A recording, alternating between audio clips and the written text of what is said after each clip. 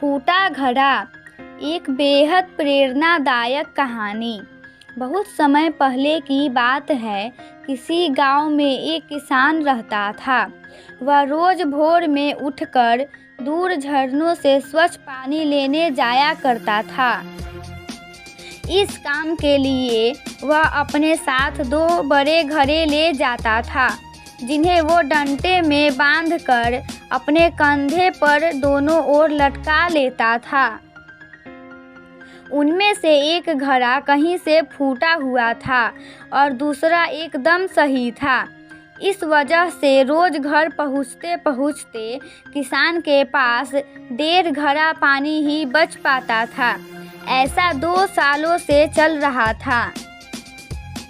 सही घड़े को इस बात का घमंड था कि वो पूरा का पूरा पानी घर पहुंचाता है और उसके अंदर कोई कमी नहीं है।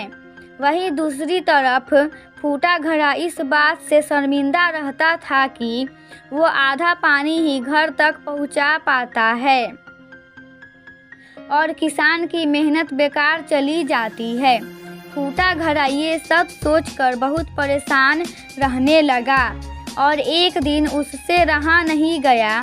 उसने किसान से कहा, मैं खुद पर शर्मिंदा हूँ और आपसे क्षमा मांगना चाहता हूँ। क्यों? किसान ने पूछा। तुम किस बात से शर्मिंदा हो? शायद आप नहीं जानते, पर मैं एक जगह से फूटा हुआ हूँ और पिछले 2 सालों से मुझे जितना पानी घर पहुँचाना चाहिए था, बस उसका आधा ही पहुँचा पाया हूँ। मेरे अंदर ये बहुत बड़ी कमी है और इस वजह से आपकी मेहनत बर्बाद होती जा रही है। फूटे घड़े ने दुखी होते हुए कहा।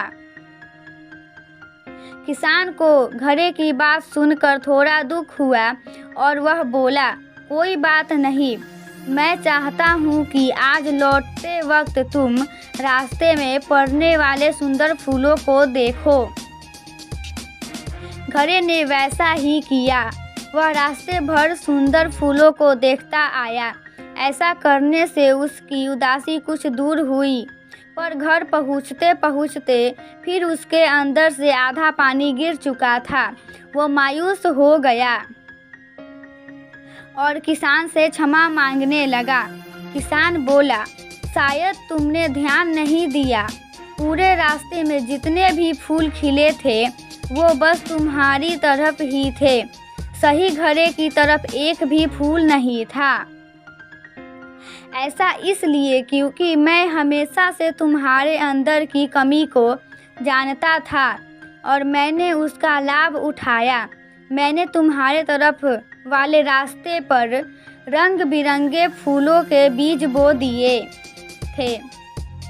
तुम रोज थोड़ा थोड़ा करके उन्हें सींचते रहे और पूरे रास्ते को इतना खूबसूरत बना दिया। आज तुम्हारी वजह से ही मैं इन फूलों को भगवान को अर्पित कर पाता हूँ और अपना घर सुंदर बना पाता हूँ। तुम ही सोचो, अगर तुम जैसे हो वैसे ही होते तो भला क्या मैं ये सब कुछ कर पाता। कहानी से सीख। दोस्तों, हम सभी के अंदर कोई ना कोई कमी होती है, पर यही कमियां हमें अनोखा बनाती है। उस किसान की तरह हमें भी हर किसी को वो जैसा है वैसे ही स्वीकारना चाहिए और उसकी अच्छाई की तरफ ध्यान देना चाहिए। और जब हम ऐसा करेंगे तब फूटा घड़ा भी अच्छे घड़े से मूल्यवान हो जाएगा। Thank you. कृपया वीडियो को लाइक, कमेंट, शेयर और सब्सक्राइब करके मेरा मनोबल बढ़ाएं। Thank you.